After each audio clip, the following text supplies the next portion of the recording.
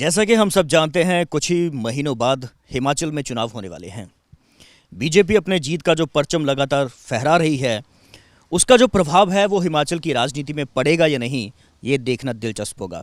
इस समय हम हिमाचल के नूरपुर में हैं और हमारे साथ बातचीत करने के लिए पूर्व विधायक राकेश पठानिया जी हमारे साथ मौजूद हैं। सर, सबसे पहले दैनिक सवेरा में आपका स्वागत है। धन्यवाद, बहुत धन्यवाद जी। सर, जिस तरह से मैंने कहा कि कुछ ही महीनों बाद चुनाव होने वाले हैं, टिकट तो आपको मिलेगी ही, तैयारियां पूरी जोरों शोरों से चल रही हैं।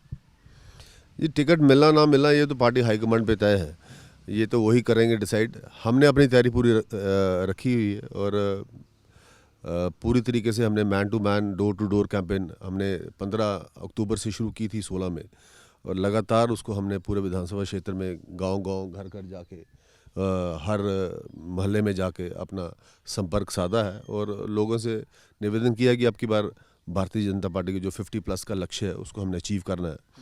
तो क्यों ना हम नूरपुर से उसको शुरू करें, क्योंकि पंजाब के बाद पहला विधानसभा क्षेत्र हमारा ही पड़ता है। तो हम सब लगे और हमें आई एम वेरी पॉजिटिव कि हम हिमाचल में सबसे ज़्यादा मार्जिन से भारतीय जनता पार्टी नूरपुर से जीतेगी। सर, बीजेपी सत्ता में क्यों आए, कांग्रेस क्यों नहीं आए? देखिए, कांग्रेस ने ऐसा कुछ नहीं किया जो सत्ता में आने के लायक रहे। पिछले 4.5 साल में हमें तो लग नहीं रहा यहाँ पे कि कांग्रेस की या कोई सरकार नाम की चीज़ है। वीरभद्र सिंह अपने केसों में उलझे हुए हैं, अपने बेटे को लॉन्च करने में लगे हुए हैं और सरकार नाम की कोई चीज़ नज़र नहीं आई। कोई नया विकास का कार्य मुझे अपने क्षेत्र में नज़र नहीं आया। आप अगर हमारे भारतीय जनता पार्टी की पिछले टेन्योर की सरकार की बात करें तो हैंड पंप्स में यहाँ पे एक रिकॉर्ड स्थापित किया गया। ITA हम यहाँ पर लेकर आए, टूरिज़्म का होटल यहाँ पर लेकर आए, लकड़ी का डिपो यहाँ लेकर आए। हिमाचल प्रदेश की सबसे बड़ी सिंचाई की योजना फिना सिंह नहर के रूप में उसका शिलान्यास मैंने करवाया। उसका शिलान्यास करा के माननीय मुख्यमंत्री से उसका हमने कार्य शुरू कराया। 206 करोड़ रुपए की पहली ग्रांट रिलीज़ कराई। इतने बड़े बड़े काम, ये एक काम तो बताएं, एक काम बताएं जिसका इन्होंने शिलान्यास किया और उसका उद्घाटन किया। मैं आपको 100 काम गिना दूंगा जिसका हमने शिलान्यास किया, उद्घाटन किया। जिम्स हम लेकर आए, महिला मंडल हम लेकर आए, युवक मंडल हम लेकर आए, पेयजल की स्कीमें लेकर आए, हैंडपम्प्स की योजना लेकर आए, पानी के टैंक्स लेकर आए, लिफ्ट इरिगेशंस लेकर आए, एंड नंबर ऑफ वर्क्स जो है। नरेगा के अंदर हमने 60 किलोमीटर के करीब लुक डाली है नूरपुर विधानसभा क्षेत्र के अंदर। ये अपने आप में एक बड़ा एक इनोवेटिव सा क्षेत्र हमने तैयार किया था और अब की बार लोग तैयार हैं उस बात का जवाब देने के। अब ये स्टेज आ गया जब चुनाव केवल 2-3 महीने के बाद होने वाला है, तो अब लोग एक कंपैरिजन स्टेटमेंट ले रहे हैं। एक लोग कंपैरेटिवली देख रहे हैं कि हमने क्या किया और कांग्रेस ने क्या किया, तो उसके मुकाबले में कांग्रेस शून्य नजर आ रही है। अच्छा, कांग्रेस तो बहुत दावे कर रही है, सरकार भी बहुत कह रही है कि हमने बहुत ज़्यादा यहाँ पर विकास के कार्य किए हैं हिमाचल में और जो आने वाली सरकार है वो कांग्रेस की ही होगी। नहीं, हिमाचल की बात भी मैं आपसे डिफर करूंगा। हिमाचल में भी कुछ नहीं हुआ। मैं तो ज़्यादातर मेरा फोकस नूरपुर विधानसभा क्षेत्र की तरफ रहेगा। नूरपुर विधानसभा क्षेत्र में मुझे ऐसा कोई काम नज़र नहीं आया जो इन्होंने नया किया हो। ये एक काम तो बताएं हमें, कुछ शौचालय खोलने के अलावा इन्होंने कुछ किया हो? कुछ नहीं, ऐसा कोई काम किया। शौचालय खोला, मोदी जी की जो एक स्कीम थी उसको तो कम से कम इन्होंने सपोर्ट किया है। नहीं, वो शौचालय की हम उसका स्वागत करते हैं, पर वो भारत सरकार की स्कीम है। मैं कहना ये चाह रहा हूँ कि उसका ये श्रेय लेना चाह रहे हैं। मैं आपको एक एग्जांपल देता हूँ। नेशनल हाईवे की वाइडनिंग का काम आया और नेशनल हाईवे की वाइडनिंग के लिए विधायक ने अपना बोर्ड लगाया और उस पर हार टांगे और अखबार में खबरें लगा दी कि मैंने 32 करोड़ का काम शुरू करा। हमने नेक्स्ट डे एक्शन को पूछा कि भैया 32 करोड़ रुपया कौन लेकर आया और इसका शिलान्यास करने का आपके पास क्या पावर है या नहीं है। तो 15 मिनट में एक्शन ने वो बोर्ड ही उखाड़ दिया।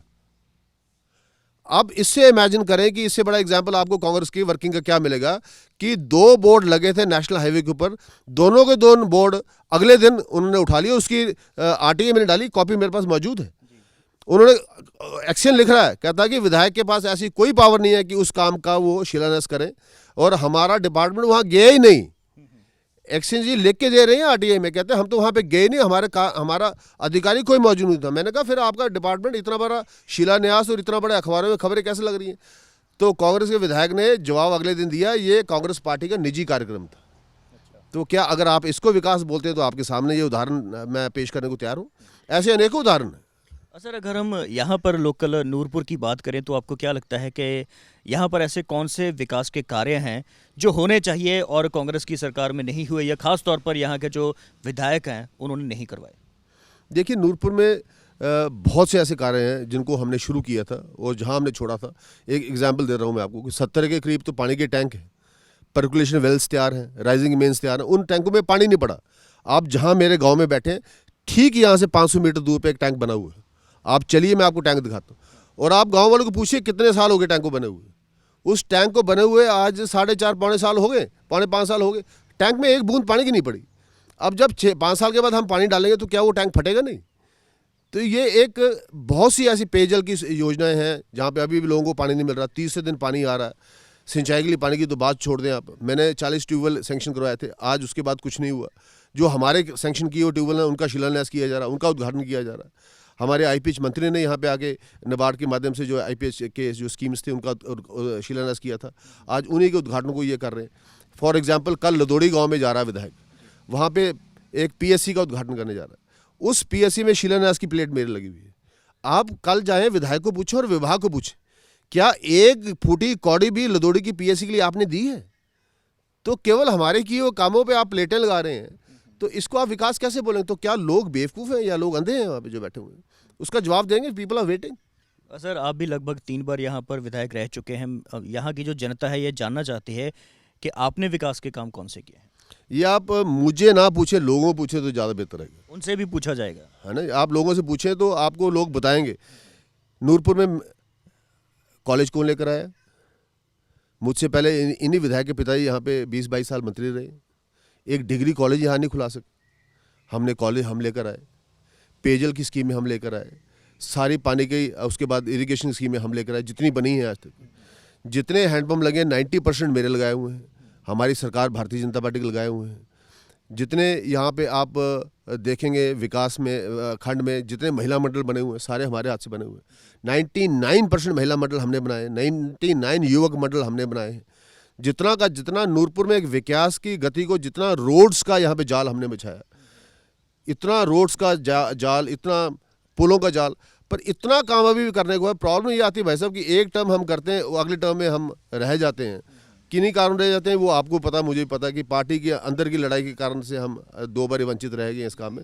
वो जो कंटिन्यूटी हमें नहीं मिली है और हमारी सरकार को नहीं मिली है, उसकी वजह से हमारे काम रुके हुए हैं। अब की बार मुझे इतना विश्वास है कि इन आने वाले 5 साल में शायद कोई काम बचेगा जो नूरपुर का नूर लुट चुका है भाई साहब। नूरपुर के पास कुछ नहीं बचा। आज हम किस बात के लिए जाने जाएं? कुल्लू अपनी नाटी के लिए जाना जाता है, किन्नौर अपने ट्राइबल एरिया के लिए जाना जाता है, शिमला अपनी ब्यूटी के लिए जाना जाता है, कांगड़ा के अपना वो है, पालमपुर का अपना है। हर प्रदेश में कोई ना कोई किसी कारण से लोग अपने क्षेत्र को जानते हैं, पर हमें नूरपुर किस लिए जाना चाहते हैं? ये एक आइडेंटिटी का क्राइसिस है नूरपुर के अंदर, जिसको हम दूर करना चाहते हैं।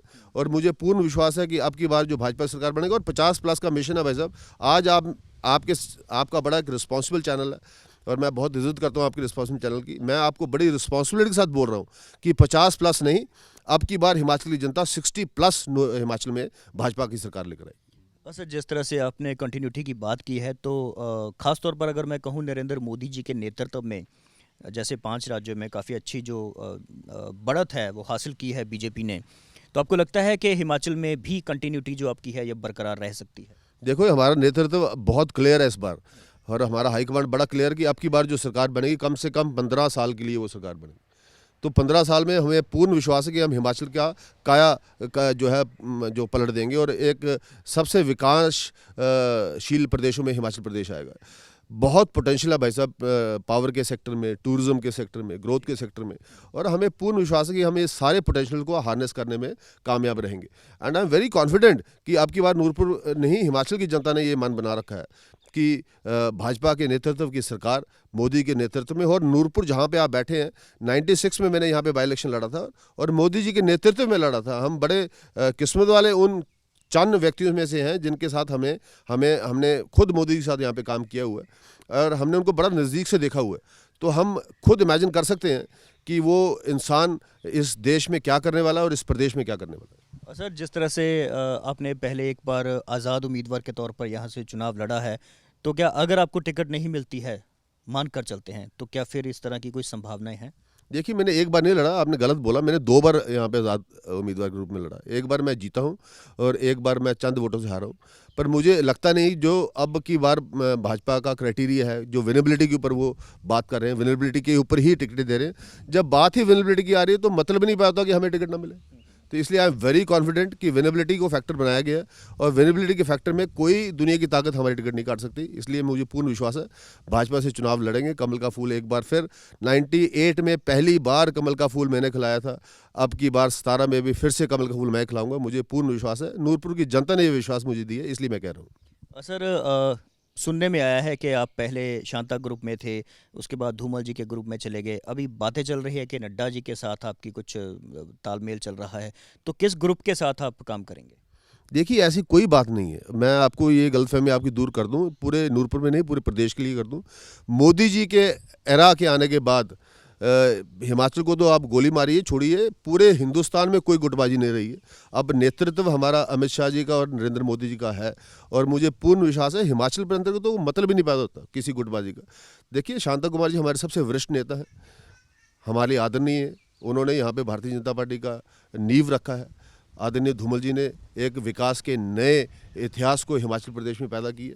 जगत प्रकाश नड्डा जी ने हमारा नाम गौरवित किया है, हिमाचल प्रदेश के पहले व्यक्ति बन के जिन्होंने पार्लियामेंट्री बोर्ड में स्थान प्राप्त किया और आज केंद्रीय स्वास्थ्य मंत्री के रूप में बहुत बढ़िया काम करके। तो यहाँ तो कोई मतलब नहीं पाता किसी किस्म की गुटबाजी का। जब मैंने आपको कहा भाई साहब कि एक क्राइटेरिया ही मैंने यहाँ पे फिक्स कर दिया गया कि विनेबिलिटी इज द क्राइटेरिया, जब विनेबिलिटी क्राइटेरिया आ गए तो फिर गुटबाजी का तो कोई प्रश्न नहीं पैदा नहीं होता। सर, एक आप पे आरोप लगता है, आपके विरोधी आरोप लगाते हैं कि आप अधिकारियों को थप्पड़ थप्पड़ मार देते हैं, ऐसा क्या है सर ये? देखिए जी, अब विरोधी तो उनका तो ये जन्मसिद्ध अधिकार है कि वो हमारे पर विरोध करें, हमारे पर वो आरोप लगाएं। ऐसा एक भी कांड नहीं है जहाँ पे कोई ऐसा कोई कांड हुआ हो। और मैं एक बड़ा वेल एजुकेटेड और एक अच्छे परिवार से संबंध रखने वाला व्यक्ति हूँ। मेरे पिताजी 44 में पहले कमीशन आर्मी ऑफिसर कांगड़ा से बने हैं और मैं उस परिवार से आता हूँ जहाँ पे मुझे बड़ी गर्वता है अपने परिवार के बैकग्राउंड की। तो मैं नहीं समझता कि हाँ मेरा बेटा ठेकेदारी नहीं करता है, मेरा कोई परिवार का सदस्य किसी किस्म के सरकारी काम में इन्वॉल्व नहीं है। मैं फोर्सफुली ज़रूर बोलता हूँ पर अपने कार्यकर्ताओं के हित के लिए बोलता हूँ, इससे ज़्यादा मैं कुछ नहीं। जाते जाते यहाँ की जनता को कोई संदेश देना चाहते हैं? बस एक ही संदेश है कि थोड़ा सा इंतज़ार करें, बहुत बहुत जल्द अच्छे दिन आने वाले हैं। तो ये थे पठानिया जी जिन्होंने कहा है कि बहुत जल्द अच्छे दिन आने वाले हैं। अब ये अच्छे दिन किस तरह से आते हैं, कब आते हैं, देखना दिलचस्प होगा। कैमरामैन वरिंदर मेहरा के साथ मैं नीरज बाली, दैनिक सवेरा टीवी, नूरपुर।